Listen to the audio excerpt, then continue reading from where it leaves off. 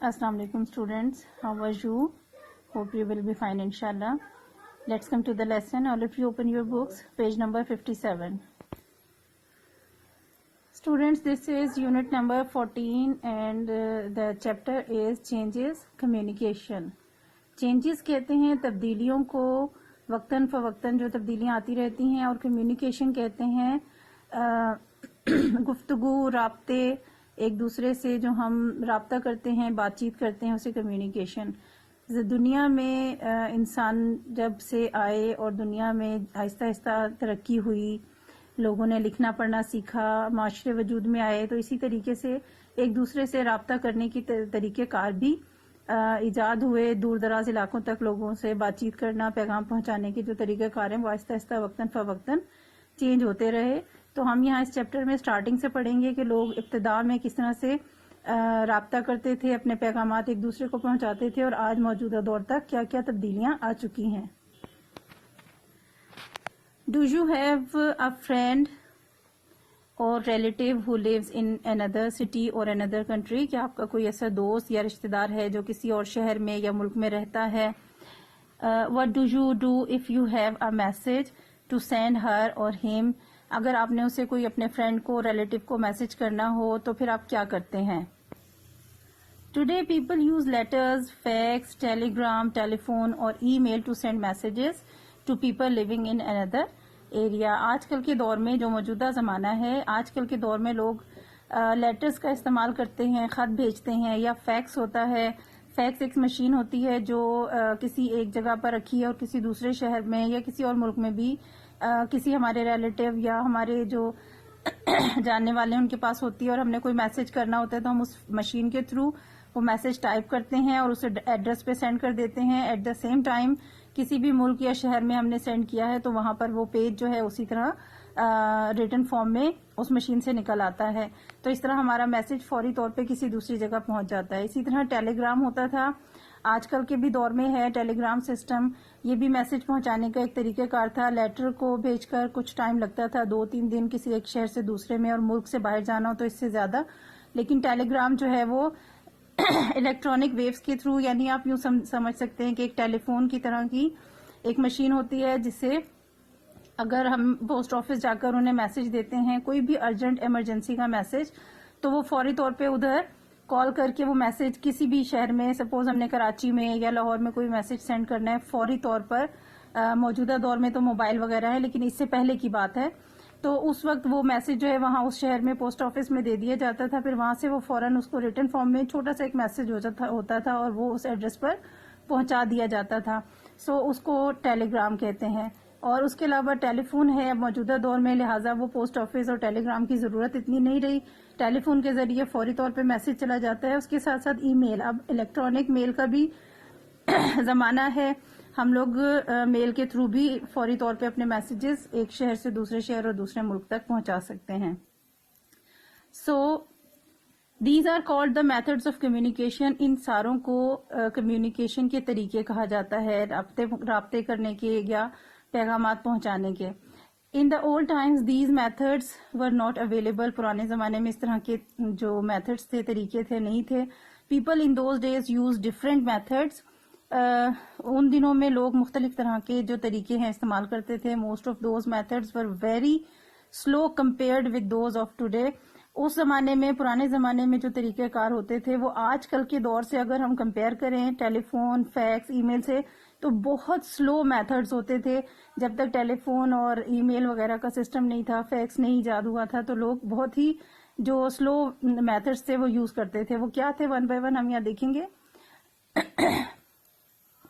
Long long ago people use trained pigeons that could fly back home. बहुत पीछे चले जाएं, बहुत पुराने जमाने में तो लोग ऐसे कबूतर इस्तेमाल करते थे, उनको ट्रेन किया जाता था, और ट्रेनिंग ये होती थी कि वो वापस उड़ के वो अपनी जगह, अपने घर वापस आते थे. Messages were tied to their feet so that when they flew back they also carried those messages to the homes. उनके जरिए जब वो ट्रेन हो जाते थे कि उन्होंने कबूतर जहां कहीं भी उड़ के जाएं लेकिन वापस अपने घर जरूर आएंगे, तो उनके यहाँ पर आपको पिक्चर में नजर आ रहा है, उनके पाँव के अंदर वो मैसेज जो है वो छोटे से कागज पे किसी चीज पर लिखकर उनके पाँव के साथ बांध दिया जाता था, اور جب وہ پیجن واپس اڑ کے آتے تھے تو ان کے ساتھ ساتھ وہ میسج جو ہے وہ آ جاتا تھا اگر کوئی ان کے تھرو میسج بھیجنا چاہتا تھا. ان کے بعد some people use to send messages through horseman who used to ride upon fast horses. اس کے علاوہ کچھ لوگ جو ہیں وہ ہارس مین گھوڑ سواروں کو یوز کرتے تھے. یہ پکچر نظر آ رہی ہے, گھوڑے پر جو ہے وہ سوار بیٹھا ہوا ہے اور ان کے تھرو میسج بھیجے جاتے تھے, اور وہ کس طرح سے بہت فاسٹ ہارسز پہ, بہت تیز دوڑنے والے گھوڑوں پر سفر کرتے تھے. کئی دن, کئی دفعہ مہینوں بھی سفر کرنا پڑتا تھا لمبے راستے پر, اور میسج پہنچایا جاتا تھا دوسری جگہ. These horse riders usually carried messages from kings and rich people only. یہ جو طریقہ کار تھا گھوڑ سواروں کے ذریعے, زیادہ تر یہ بادشاہوں میں یا بہت امیر طاقتور لوگ جو ہوتے تھے ان کے لیے یہ ہارس مین جو ہے وہ کام کرتے تھے اور ان تک میسیجز پہنچاتے تھے. For other people it was still very difficult to communicate to their friends and relatives in far off places. جو عام لوگ ہوتے تھے, جو زیادہ طاقتور نہیں تھے یا بادشاہوں سے تعلق رکھنے والے لوگ نہیں تھے, ان لوگوں کے لیے اس وقت بھی بہت مشکل تھا اپنے میسیجز جو ہیں وہ اپنے ریلیٹیوز تک یا فرینڈز تک پہنچانے کا کام جو ہے ان کے لیے آسان نہیں تھا. 1 پیج کی ریڈنگ آج کے لیے کافی ہے. اس میں ہم نے جو موجودہ دور میں میتھڈز آف کمیونیکیشن ہیں وہ پڑھے ہیں, اور جو اولڈ پیپل یوز کرتے تھے methods of communication like pigeons اور ہارس مین, وہ اس کے حوالے سے پڑھا ہے. اس کے بعد ہارس مین کے بعد جب ترقی ہوئی اور کیا چیزیں ایجاد ہوئی, یہ انشاءاللہ کل ہم کریں گے کور انشاءاللہ تعالی. آج کے لیسن سے اکارڈنگ کوشچن آنسرز دیکھ لیتے ہیں. Question number 1 is can you name some common methods of communication.